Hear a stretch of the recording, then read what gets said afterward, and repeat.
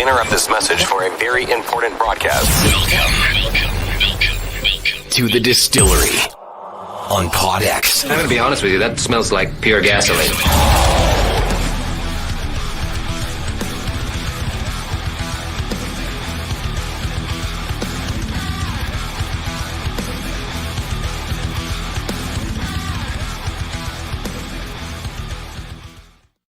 What up, friends? It's time to get it popping. It's time for another episode of Distillery. This is episode 11, where, man, the guest I've got today, let me tell you something, okay? 911 dispatcher, okay? He's also New Zealand Kiwi kid that ended up moving here to Canada. We'll talk a little bit about that. But he's also the idiot that was on air with me for years on Z98.9. I present to you, Lochrin! It's me! It's me, I'm here! It's the only way I do this because I don't have to leave my house. Well, thanks for me on, buddy. This is wow, this is very, very professional. Well, isn't it? Wow, honestly, yeah, I'm very surprised. I expected pieces of paper with writing taped up on the wall behind you. Oh yeah. I should do that actually, where it's just like flashcards in front of the camera. Yeah. I know. Yeah. PodX is proud to present, and then your face, right? That'd be awesome. So what the hell you been doing, man? I mean, you're on days off now. Busy guy. Your schedule is what, 4 on, 4 off, or something crazy?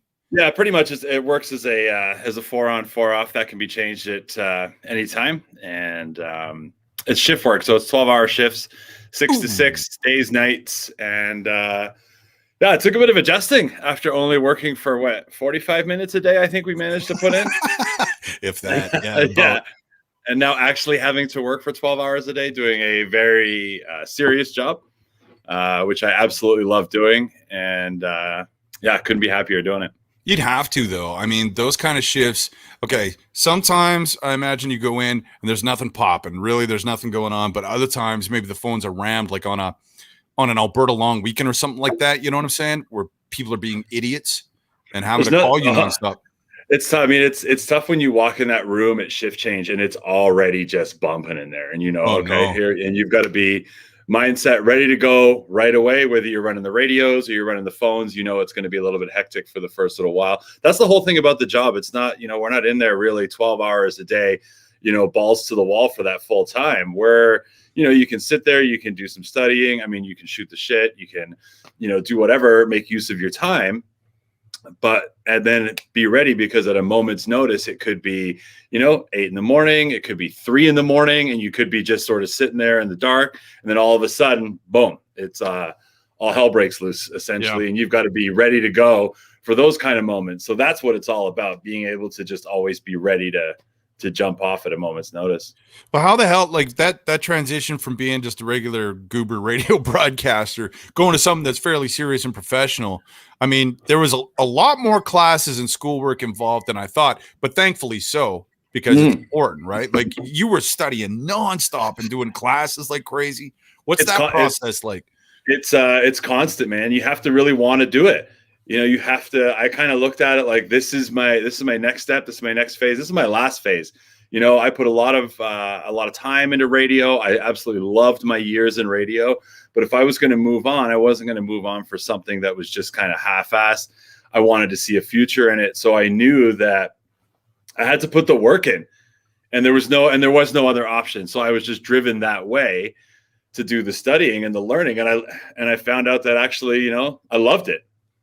Well, I would hope so, man, because it costs a lot of money along the way to do all the schooling and then just the time investment and stuff. It would really suck at one point to go, you know what? I'm not digging this after all that time you put into it, right?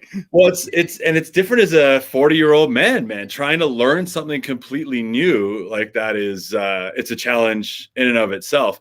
The good thing is we're constantly, every day, every shift, you're learning, things are changing, the technology's changing.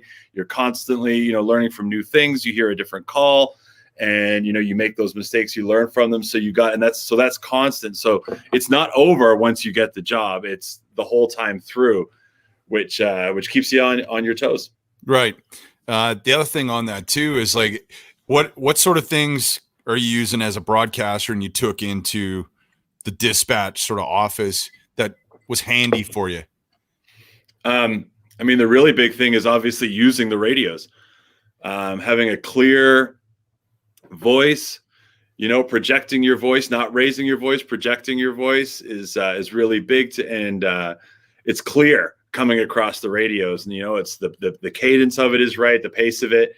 And so I think a lot of my radio skills helped with that.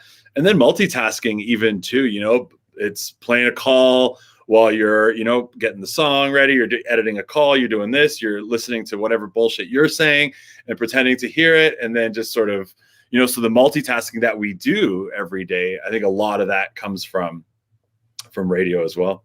I think that's why a lot of people couldn't do that job. Like, is there a process where you see if you're even like, is there an aptitude sort of thing you see, even if you have the skills to make it go before you get to a next step, right? It's gotta be. Absolutely. I mean, that's the very first thing is it's a one of those weird tests. I don't know if you've ever had to take one of those before, but it's like, do you like math or do you like science? And you're like, well, okay, I like science. And then it was like, do you like firefighters or do you like police? And you're like, well, what? How do you choose that? It only gives you an option to choose. So then it's kind of puts you through this test, and then it asks similar questions, but worded differently to see if you change your answer. And so it's a weird test in that sense. So you have no idea if you're doing well or you're doing poorly until it sort of spits out the results. And then from there, there's further testing that sort of more pertains to the skills you do while you're on the job. Like, I think I could do it, man. I'm telling you. Like, because you gotta speak the lingo, man. Yeah, sure. I'm sure you can. Somebody was like, man, it's going down. It's popping. I'm like, what the fuck was cracking? And it's like, where you at, son? I'm on the corner of this. Oh, shit, by Pete's Place, And then, see, I'm telling you. I think I got this. You got to speak the shit. Yeah, you know what? Sometimes I wish I could just go ahead and speak the language. But very strict protocols. Yeah. I said that the one way you'll be able to tell in that room if I've won the lottery is when you hear me keep it real on the phone with someone. Man, me too, buddy. Yeah, exactly. If I ever won that crazy Lotto Max, and I mean the full bore, I ain't sharing shit with nobody. Like, I won it all. Let me tell you something. It would be under wraps for at least 24 hours so I could get one last radio show in. Because I got some things to really tell people. It's been on my mind that I've had to. Because you know damn well nobody's letting you behind a microphone if they know you have that kind of money. No way. Nobody. Yeah. And if they try to get me out, I'll just buy the damn place and then I'll just say whatever the hell I want. Live my life. Yeah, that sounds awfully communist. That's what I'm saying. Projecting radio messages out into the streets. Dude, when this pandemic thing, and it was getting real about a year, like almost a year to the day, and it was starting to really go down, I was thinking to myself, fuck, man, I'm built to be a warlord. Like, I'm a bum rush the Costco. I'm gonna club old ladies, take their stuff, start a new tribe, put up barricades. The Inglehood is mine now. Like, that's mine. And then, yeah, I mean, you have talked about Costco a lot. That seems to have always been your number one go-to. Yeah, bum rush the Costco. That's my plan. I don't have any 72 hours of water in this place or nothing, unless it's coming through the tap, son. Man, like when this whole pandemic started, I was like, man, I've seen this movie too many times, and I was like, I'm just gonna go get a gun license. That's it. Man, you can't have firearms. No, of course not. Well, after a few conversations with my wife, I realized that very quickly that, working shift work, coming home in the middle of the night, and then, unexpectedly. So that's it. That idea was nixed. So we'll have to come with you to Costco. But, if that's your plan, I'm in. Like, feel free to join. Yeah. But the world has changed a lot since this whole thing has gone down. But the nice thing is, I mean, we were kind of solitary creatures anyway, but now even more so with your strange scheduling. I mean, when do you get a 4-day stretch off when other people actually have that same time off, like on a weekend or something? It's probably pretty rare, right? Well, that's exactly it. And that's kind of one of the things that I do really love about shift work too, is that you get those off days off where, pandemic aside, you can go out and do things, and things aren't necessarily busy, like whether it be even just going to the grocery store, Costco, or golf course. Christmas shopping. There's nobody around on those days. It's perfect. So you just, I mean, like I say, with this pandemic though, man, it's, I've just been sitting around home. Like, what do you even do? There's nothing to do. I started this thing, man. Look at you. It inspired and empowered you. And there's a good thing that came of it. That's what I do. I take the bad and I turn it good, man. That's people think, when they think Tony, they're like, that guy takes a cat turd and he bronzes it. That's what people say about me, man. Yeah. See, what you just did is you just took your own $1 million idea. You didn't need the millions of dollars. You're doing it right now. You got the microphone. You got the audience. When people say my name, the first word that comes to their mind is positive. That guy's positive. HIV positive? No, I'm good. I'm clean. Hepatitis positive. No. That I know of anyway. Can't be your attitude. I worked with you for too long. Speaking of vaccines and stuff, I can't believe the misinformation floating around there about that stuff. I watched how it works. It's very simple. It's a genius idea. And I can't wait for them to start doling these damn things out, man. I'm excited. I want my life back. Give me the vaccine. I'll take it right now. I'm not at this point, man. It's worth the risk. Right. Everything else that's going on out there, you think this is the thing that's going to take me down? And if it is, at least I just want to get things back to normal, man. That's it. It's just so weird how when you see things from like back in the day, even like just a few years ago, old sporting event replays or there's crowds. Weird, and it's man. like I just can't wait. And that's why I'm like, yeah, give me the vaccine. It's weird though. I was thinking about with all the different companies, manufacturing the vaccine with your Pfizers and your Modernas and your Johnson and Johnson and whatever other ones. So anyway, I was thinking that would be like a movie where eventually, listen to me, we would then all be classed as per the vaccines that we took. I'm sure you talk to people like this on the radio all the time. So right. When the government decides who gets which vaccine, they will then eventually will be put into these communities. I may have seen this movie. I don't know. Yeah. I mean, that would be a cool movie. It's not gonna. I mean, I thought that would be like a cool like horror movie or something. Wasn't Matt Damon in one of those movies already? I think that was already a film. Maybe that's where I got the idea. Only the rich get the healthcare. I'm pretty sure. Yes, Matt Damon. They live in space or something. Yeah. Wow. But but you're right. I mean, and that's honestly, man. So I left social media. I got out.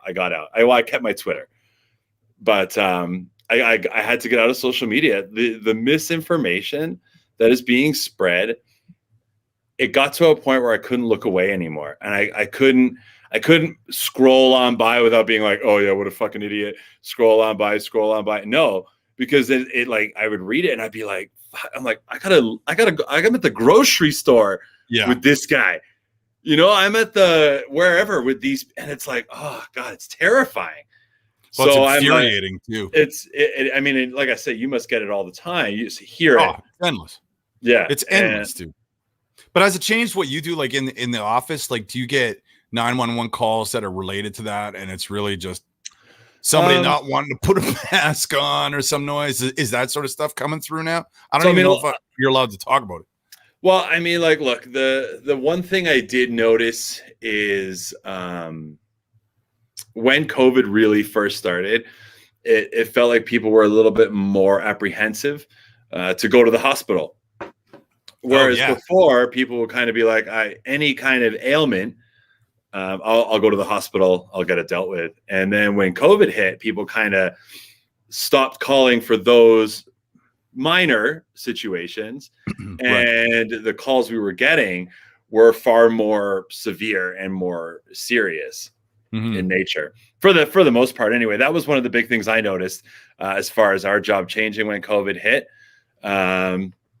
But then it's a whole new it's a whole new world that we're in right now. So we're getting all kinds of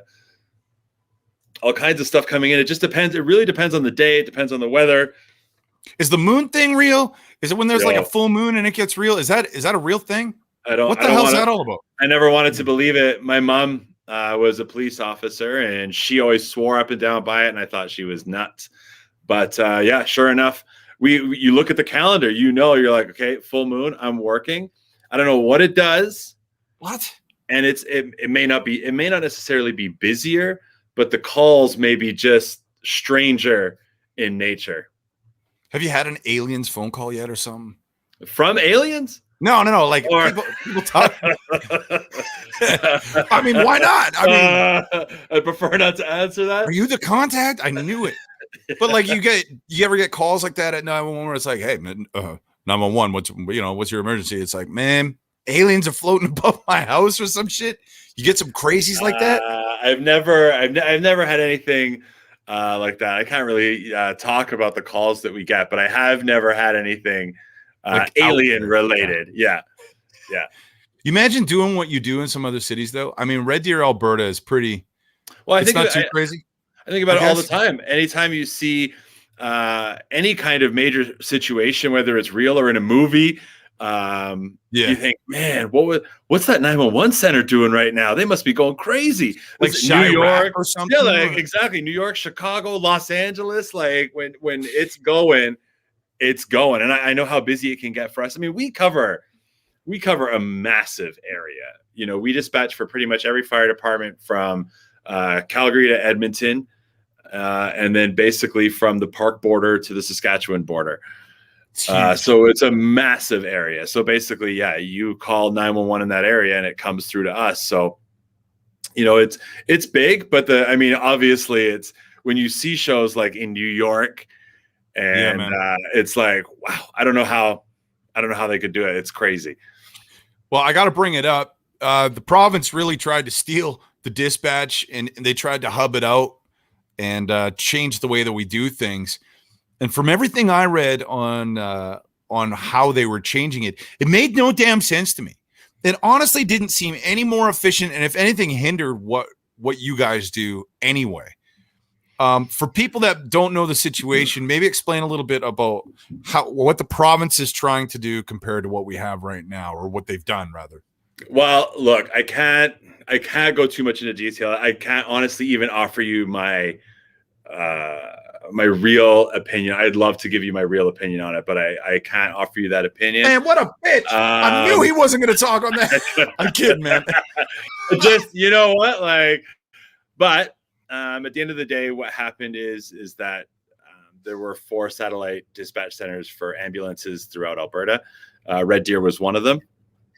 We dispatched ambulances for our community and 9 other communities nearby. And we handled all those calls in our center, and it was great.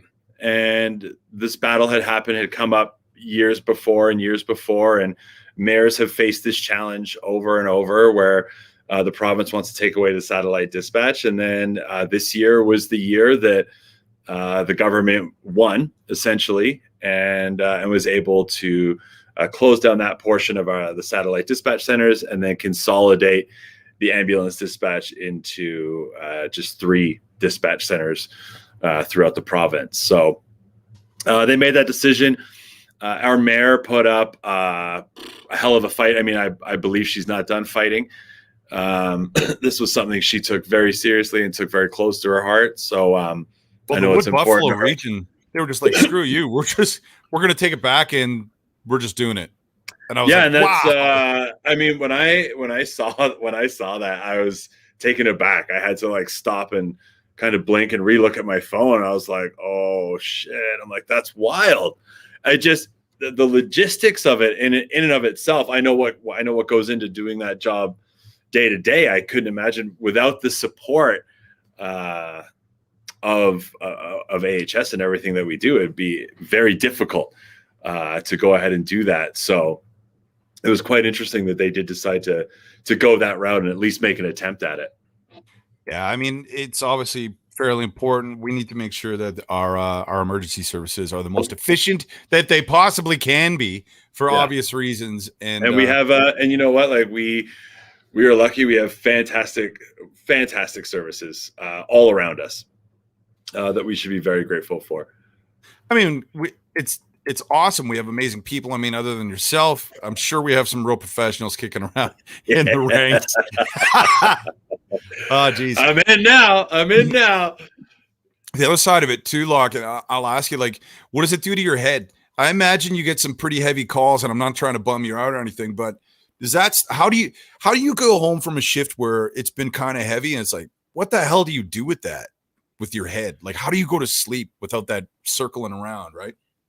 It's difficult, man. It can be sometimes. I mean, like I think people think that every time you answer the phone, that's it. It's horrible life or death kind of situations. And that's just not the case.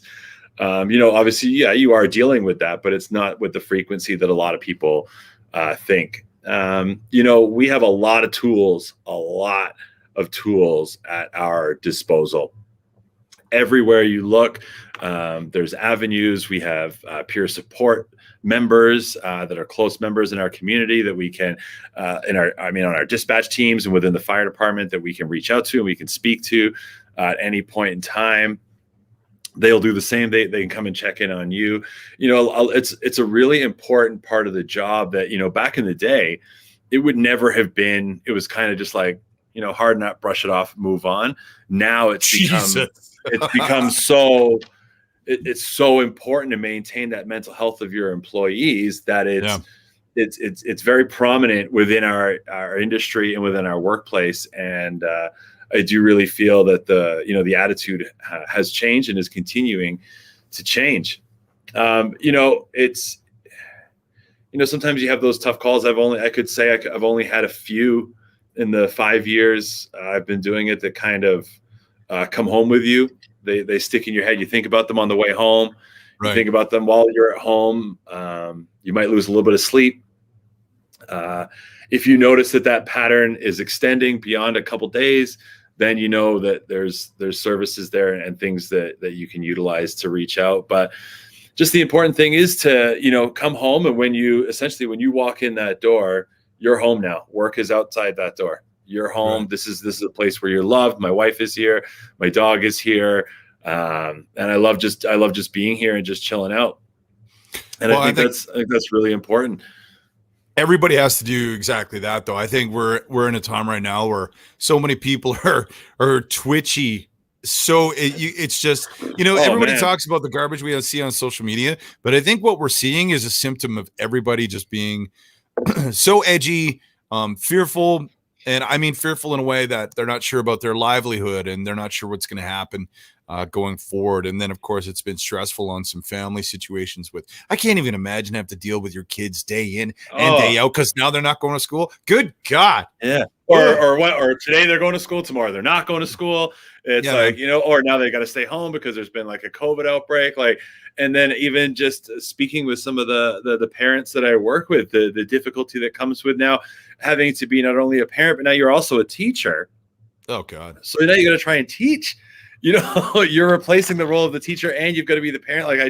I can't imagine how difficult it is. I can just come home, sit on my couch, put my feet up. Pretty much every single thing I could ever want in this world is deliverable right to my door. Yeah, we got to talk about that because you got a problem, man. Yeah, Loch has always been a McDonald's guys, but you got a problem. As soon as they got delivery figured out, you said you haven't stepped foot in a Macca's in how long? Because they've been inside? Yeah. A McDonald's? Hell no. I haven't felt that sticky feeling on my shoes in God. I don't know. I don't know how long. I always said when I was a kid, man, I was like, this is the idea. And I was like, I'm going to write McDonald's a letter.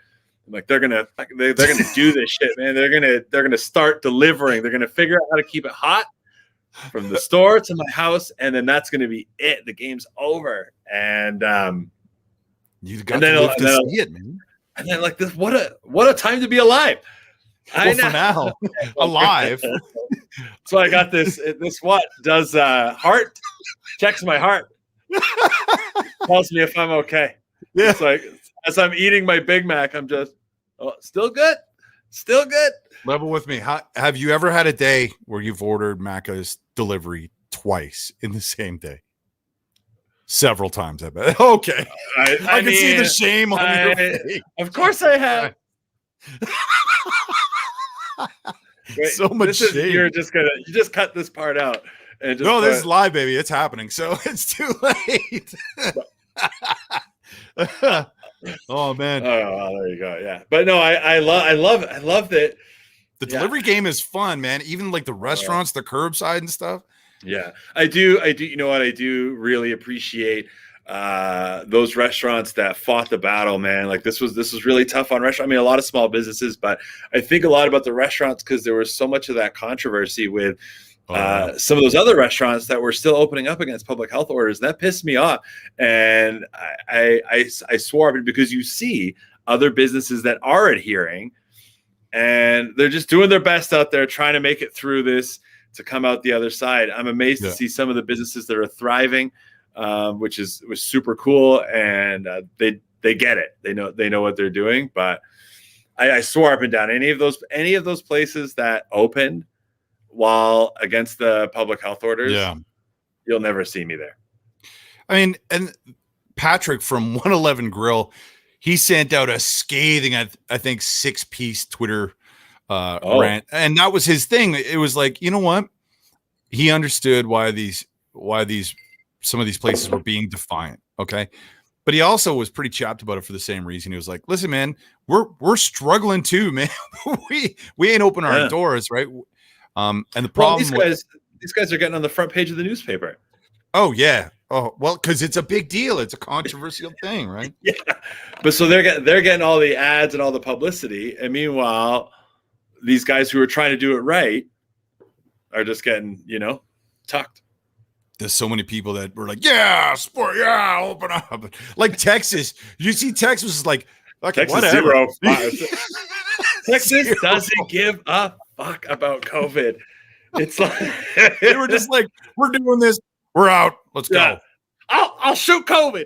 That's what I'll do. I won't wear a mask and I'll just shoot it before it gets in my mouth.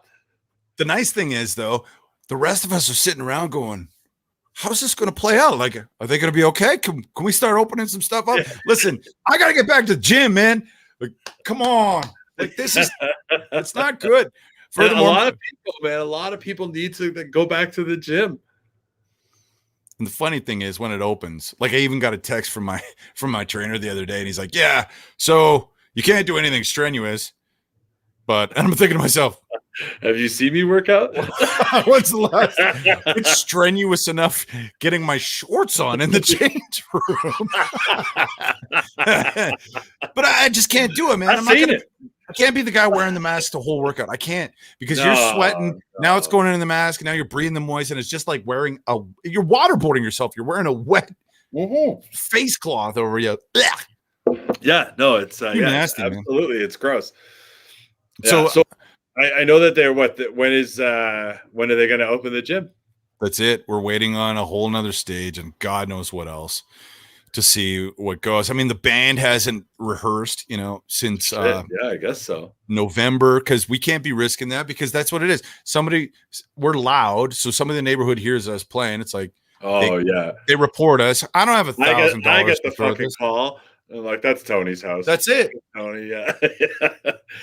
I do appreciate how you managed to go 29 minutes before slipping in a mention of Iron Buffalo. That is well done. Look at the logo. I know. Right there. Look at the hat. Yeah. I'm here to rep. I'm here to rep every chance you can. By the way, Iron Buffalo has a sweet new album that's available now. Check out A Simple Offering. You'll love it. Where can you get it? Is it on Apple Music? Well, on all of anywhere you would get your digital music. Oh, all right. Spotify, whatever, it doesn't matter. YouTube. Okay. Yeah. We about that. Oh. Listen, do you ever miss broadcasting? You're like, fuck that shit. I'm glad. Number one, you're making a real paycheck, right? Oof, yeah, that's nice. That's very nice. Hard to make it hard. It would make it hard to go back. But I get asked this question all the time, and I always meet it with the same response. There was 4 hours that I sat in that studio that I had the best time. The 4 hours in that studio was the best. That's what I miss. Everything else that happened outside of that 4 hours in that studio, I don't miss it. I don't miss that part of it at all. But I really do. I miss. I mean, man, we did some real stupid shit, and it was just, ooh, yeah. It was jokes. You got to get up at the butt crack of the night, and you go and you get to hang out with a buddy and shoot the shit for 4 hours, and then go home, essentially. Go on living your life. Well, I'm glad you brought that up because we did do some stupid shit. And I've prepared a few things to look back on some of my favorites. Now, we had a giant snowstorm here in the city of Red Deer, and the snow piles they put together were ridiculous. And for some reason, Loch decided that we were going to do a show on the top of one of these stupid things and dragged my ass out there. So Mount Rhetorist. Mount Rhetorist. I give you a clap. Oh my god. Oh, it was so hard. My legs burning.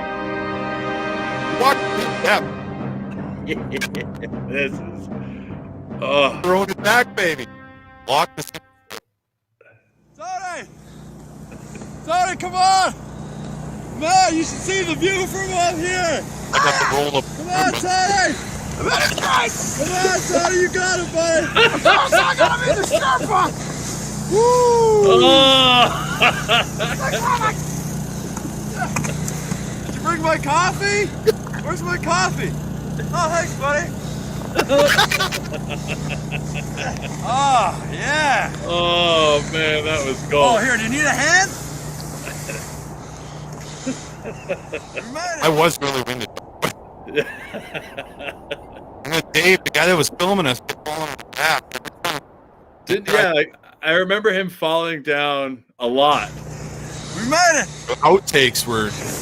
Oh yeah! Damn it! We had to do so many takes. He kept falling on his belt. Tony, you should see what it looks like from up here.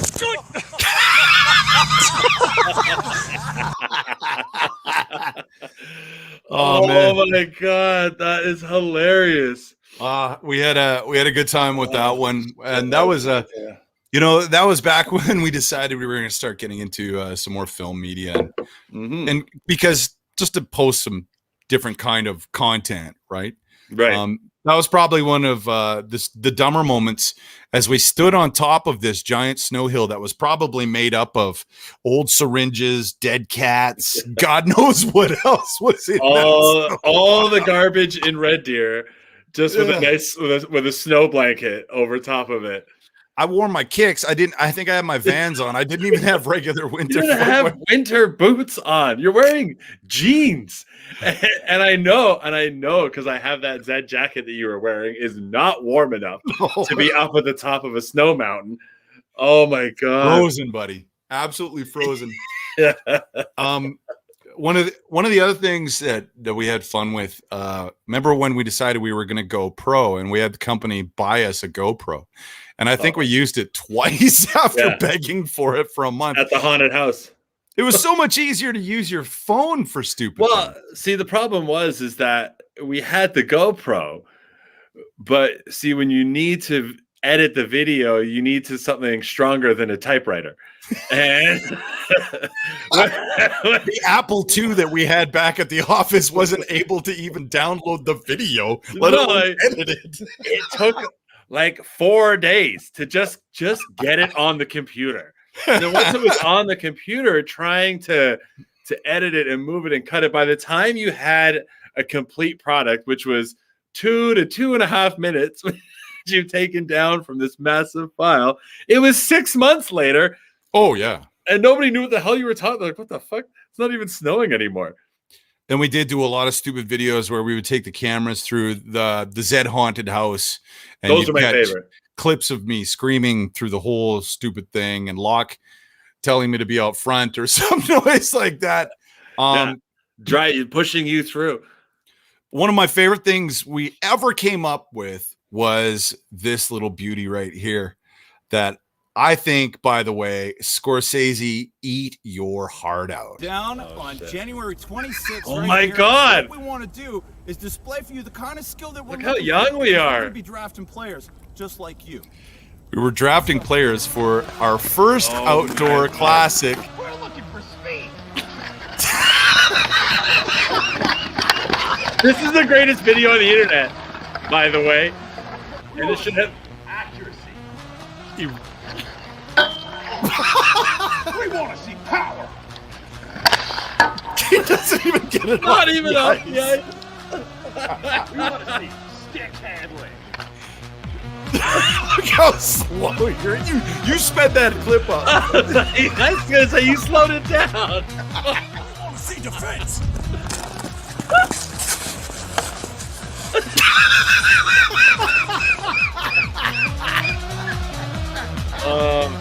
Oh yeah, this is where. Oh yeah, Gotta go the windmill. woo wheel, yeah. The woo wheel. My Timu Solani. The duck hunt. Oh, Bam. I almost fell over right there. By the way, Look at the production quality. Heart, power, belief, accuracy, strength. Set 98 first annual outdoor classic. January 26th. Sign up set989.com now. Team Andrew versus Team Anthony. Team Anthony versus Team Anthony. Team Anthony versus Team Anthony. oh yeah, here we go. That's it. Yeah. Straight for the tarp. That was fuck. Honestly, again, that's the best video on the internet. It should have 10 million views. We should be getting interviewed by people because of how great that video was. I haven't seen that in. Sorry, when was that? 20. That was January 26th of.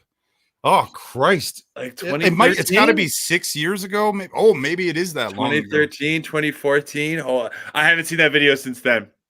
That it brings is tears to my eyes. That is so funny. That was one of the best. That was one of the highlights of my radio career. Was the Z98.9 Outdoor Classic.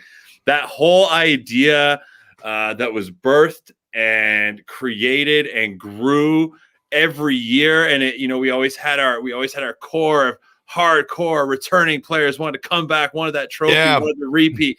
We had we had Shane build that kick-ass trophy for us.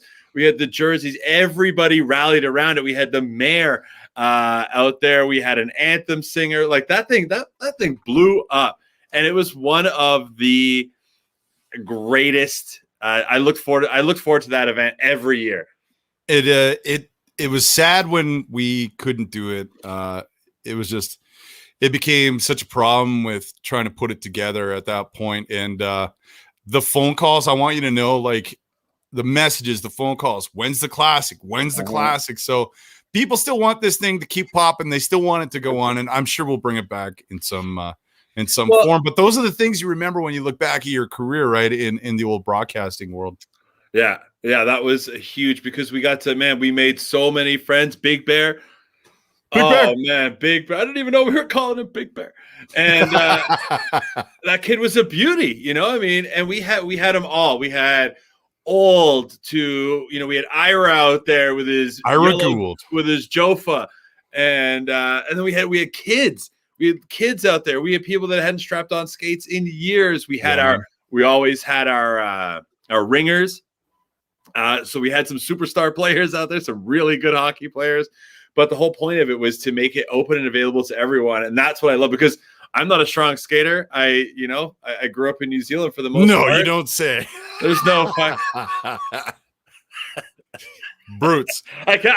Brutes. I think I'm a lot better in my head than I actually am. Like I'm out there doing it, and I'm like, I'm killing it out here. But then when I get that reaction from you, I realize pretty quickly that and I'm terrible. That's just not the case.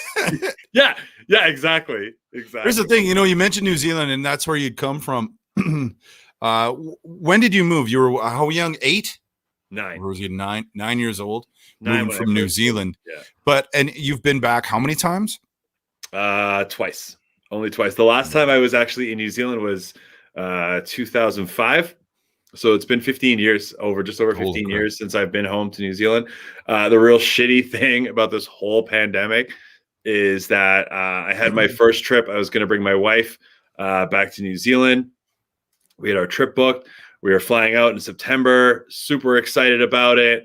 Like I said, I hadn't been home, hadn't seen family and friends from New Zealand in such a long time. I was really excited. Man, these people don't remember to go you. Back.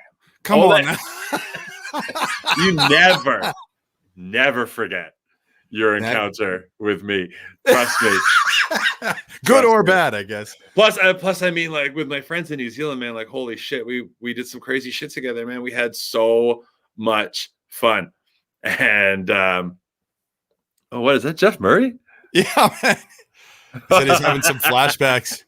That's hilarious. Seeing us two together, I'm sure. But like the pandemic, man, it fucked me, man. So now, so then we couldn't go back to New Zealand. So I was really, really excited about it. Yeah, that's too bad, buddy. I mean, did you? Hey, Jeff Murray, by the way. Merman. Oh, one sec. Quick timeout. Jeff, can you grab me a fresh whiskey? Oh, love you. Yo, did you see the earthquakes? Did you see the earthquakes that came to New Zealand? Good, dude. There was a 7.2, 7.4, and an 8.1.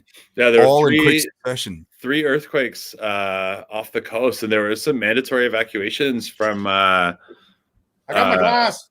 For tsunamis, for the risk of tsunami, and so there were some evacuations. It didn't affect directly any of my friends or family down there, but of course, you know, you always worry about those people that are involved and hope everybody got out of there safely and everything was okay. I know I was talking to my sister. She's just lives in Vancouver, but she was making contact with some of the friends and family that we have down there and just making sure everyone was okay. Would you or your sister ever go back? Would you move back? You serious about that? Like, would you make something like that happen? Absolutely. I'd love to. You know, I wanted to, when I moved back to Canada in 2005, I really wanted to try and set some roots down. I had been bouncing back and forth between New Zealand and Canada for, a few years. So I was just like, neither of them wanted you. Like, yeah, it's your turn. I know, man. It's like, yeah, we've had him for 3 years. You got to take him back, fix him. And then he can come back. Right.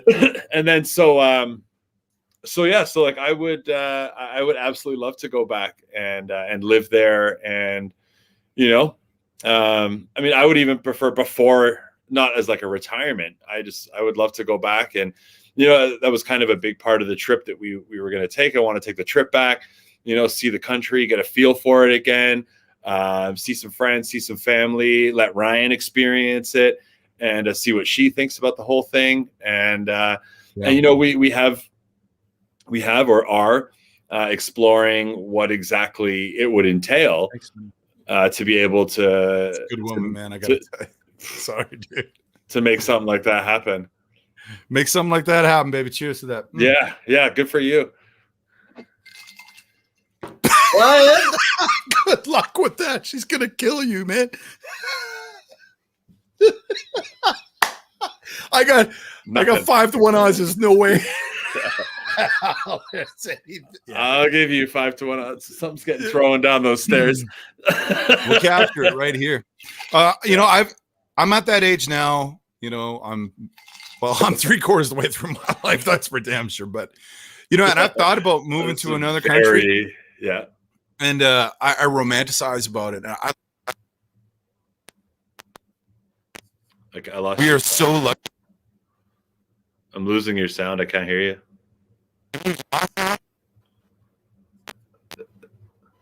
I lost you. It's all static. Well, a good thing that under the circumstances that this would happen, I have prepared a list of jokes. What? Is it good now? Oh. It's good. Damn it. I knew it. I knew what was happening there. I think that wasn't even real. There wasn't. made it up. I knew you had some stand-up ready to go. Yeah. I was sure of it. Yeah. But I was saying, like, listen, I've considered moving to another country, and I just don't know. Like, if I was going to go anywhere, honestly, I think I'd go, like, the Viking area. I'd go to, like, Copenhagen, that sort of thing. It seems like they've got it figured out, man. The Swedes. Yeah. I mean, they tax the balls off you, but you want for nothing. You got to take three spa vacations a year. It's mandatory, man. They send you to one of those Nordic spa things. Yeah. Like 3 times a year. That's on top of your vacation. I look at it like this: whatever you get paid, like that's just your allowance, and the rest. That's your fun money. Let them take care of the rest. I agree. I would be much happier if I don't mind paying more taxes if I'm at least seeing some kind of result from paying my time. I'm not seeing any results. Nothing. Well, or at least nothing that directly affects me. What's in it for me? You know me, Tony. What's in it for me? Nothing. Nothing, baby. So that's why, I mean, I wouldn't mind. I've always liked it. I've never looked any further in depth into it, just how much it is. But I know that for a fact they take all the taxes, but you get a lot in return. Well, here's the thing, though. And I'm not going to play the party game because I think it's both sides. Man, every last one of these political parties have squandered so much cash and have done so many boneheaded things that they could have done so much more efficiently. That's why we got to stop voting in politicians. That's why when I run for prime minister, I'm looking for your vote, friend. Wait, you just said you're not voting in politicians. We're not voting in you as prime minister. No, dude, because I'm not a party guy. You see, that's what I'm saying. I'm not lib. I'm not conservative or any of that. Vote Tony. Period. Yeah, that's what I'm saying. We get that part earlier when I was talking about being a warlord. Try not to remember that. Vote Tony for a great leader. Yeah, that's okay. Dear leader. Just vote Tony. You were worried about socialism. Yeah, that's cute. Yeah. But you know what? Maybe we need to keep it real for a month, right? Just a month. Weed out some of this crap that we got going on and go from there. I would appreciate it. Just keep it real. I know that you're fucking me over. But like, be real with it. That's the part that pisses me off is all the dancing around and the lying and the bullshit. Just hit me with it straight up. Okay, well, you're right. I'm fucked. I'm getting. When's the last time you heard anybody in power go, you know what? I don't know. We're trying to figure that out, but I don't know. Yeah. And I was trying to give him the benefit of the doubt, especially at the start of this whole thing. Well, that's a bad idea. I mean, none of these leaders have had to deal with a pandemic of this, like anything like this. So everything that they're kind of trying to do is new. And I was like, okay, you know, they're doing their best. They're doing their best with what they've got, and I'm okay with it. And now it's just like, fuck these motherfuckers. That's idiots. Shit. That's idiots. Give me the vaccine. Yeah, that's right. I'm gonna have my own tiki torch up somebody's ass here soon. Oh God! I'm sorry, man. I'm sorry. You can't buy those anymore. That's my thing about tiki torches. I can't have that. Now I got mosquitoes. You can't have them in the backyard anyway. They're tacky. You don't. That's where they got all these tiki torches. They went to the garage sales. they're in the bargain bin. They were doing the guerrilla garage sales because you're not supposed to be having those, but somebody had is there like a black market for garage sale stuff now? Is that how people are doing this? And then that's where they bought the tiki torches. No, where they now they don't actually it's in a garage. The garage door is closed. Yeah, man. You just have to go in. Hello, but you have there's a certain knock. You know, there's a special Facebook group. Yeah. You here for the garage party? Yeah, I'm here. I'm here for the gangbang. That's code for the garage sale. Yeah, exactly. But some dude chose that because it's funny to hear nanas who are addicted to garage sale and go, "Hi, I'm here for the gangbang." Yeah. Have you ever been to a garage sale? When was the last time you were at a garage sale? Never been. Never. But, dude, did you see the story from last week? Dude went and bought himself what he thought was going to be his next ashtray. Turns out it was a Ming bowl from the 15th dynasty or something. And it was worth millions of dollars. This little bowl this dude was going to buy as an ashtray. There's stories like that all the time. I think there's a story about someone buying a painting and it being some fucking, I don't know, super expensive painter. And I started going, I'm going to garage sales. I'm going to find my $1 million painting.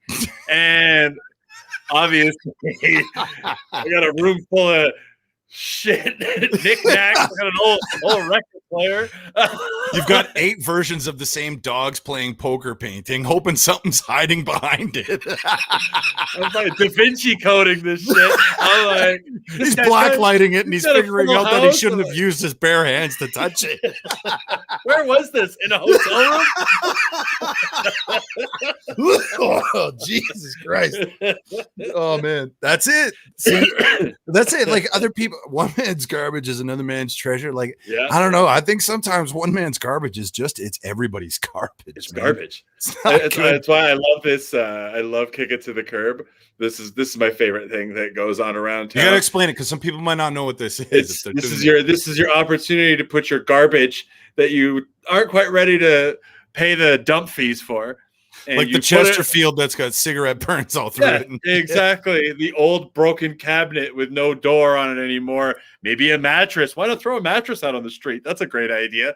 And then so you leave it all at the front of your house because that's awesome. And then people go around and pick up this whatever shit you've got for free. It's all free. If they want it. Yeah. You're not selling it. If they want it, it's all so the whole city looks like the ghetto for about a week while everybody's stuff is on their front lawn.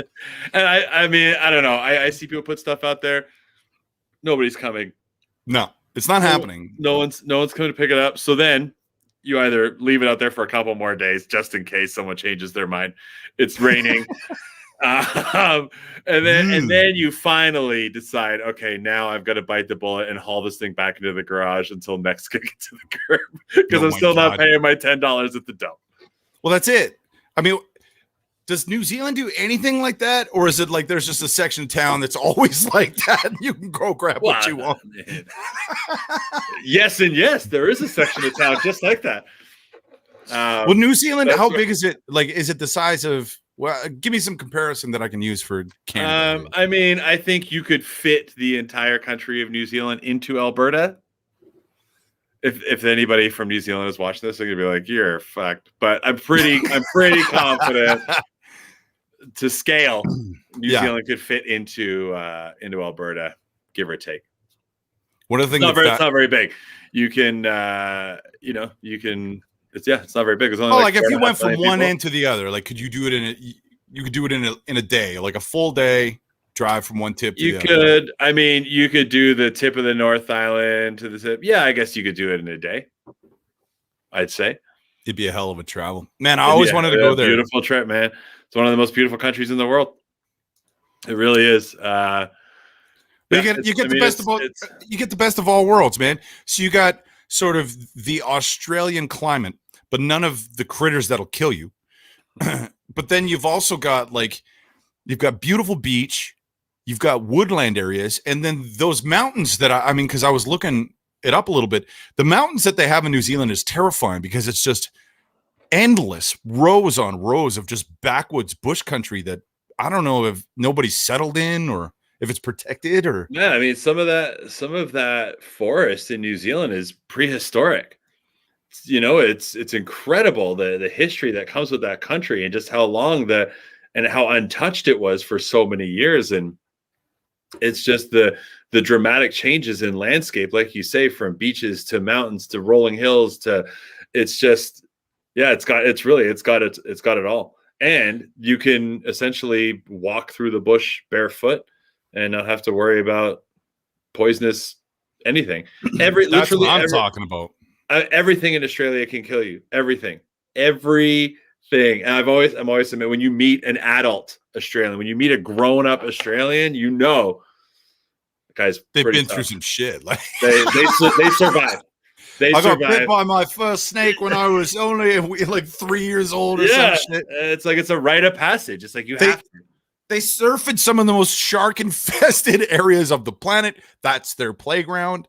And the sharks aren't even the sharks aren't even the crazy shit. Like there's really tiny, small little critters in there that can do some pretty serious damage that you wouldn't even see until it was too late. At least sharks, you might have a chance of seeing it coming. That's the backwards shit too. The big spiders out there are the friendly ones. It's the little spiders that'll fuck you up, man. Yeah.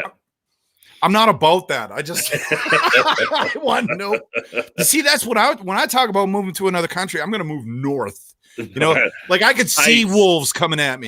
You know what I'm saying? Yeah. Man, it's the the cold. The cold plays a big part in it. You know, that want to be like, do I still want to stick it out? Do I still want to do another winter, or do I want to? What's the coldest it gets in New Zealand anyway? I mean, depending on where you are, where I grew up, you might get maybe -1, -2 in the morning in the winter, but that's, not very common. And then, you get a bit of a frost and then it'll warm up a little bit during the day. But I mean, obviously so soft, man. there's parts of the country that get cold, that get snowy. I heard what you said. I'm moving on. You soft ass motherfucker. That's what I'm talking about. Guy grew up like Vancouverite. It's -5 and he's fighting other old ladies for salt and shit. I gotta salt my sidewalk. Get out my way. That's what it's very similar to a Vancouver climate. Man, there's one place I could never live. Vancouver seems way too really. It seems way too fucking hippie for me, man. Like I'm not redneck, but that shit is just like it's too much. Yeah, you're Alberta though. Yeah, that's why. You can't. There's a born and raised bird, motherfucker. You watch your mouth, Kiwi boy. Yeah. I know where you live. Oh shit, that's right. I can't drive, but I'll get you tomorrow.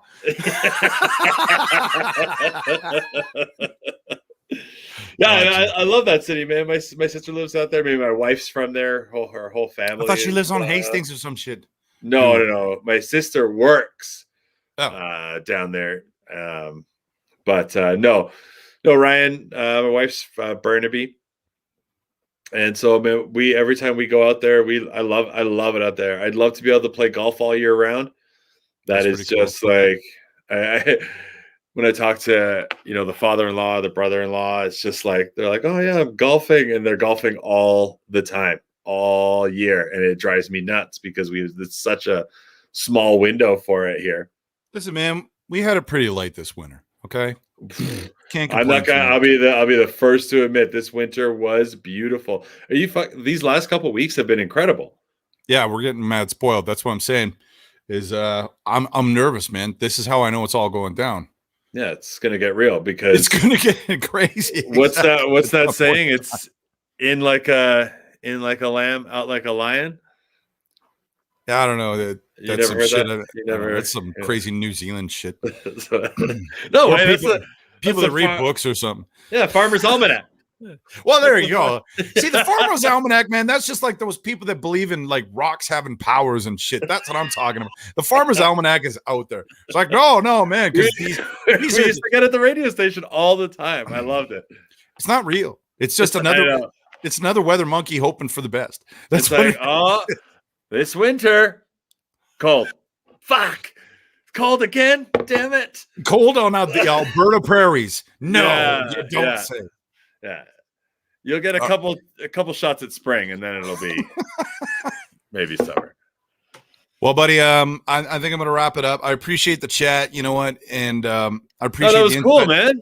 I didn't want to pry too much on the 911 stuff, but I appreciate the info that you gave. And if anybody's interested in getting into the career, is there somewhere where they can go to look up some sort of resources or anything like that?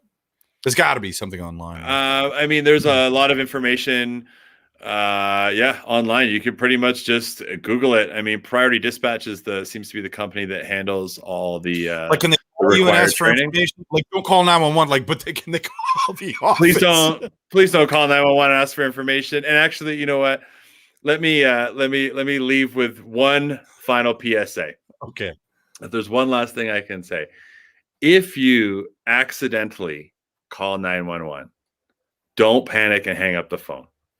Please just stay on the phone. We just want to make sure everything's okay.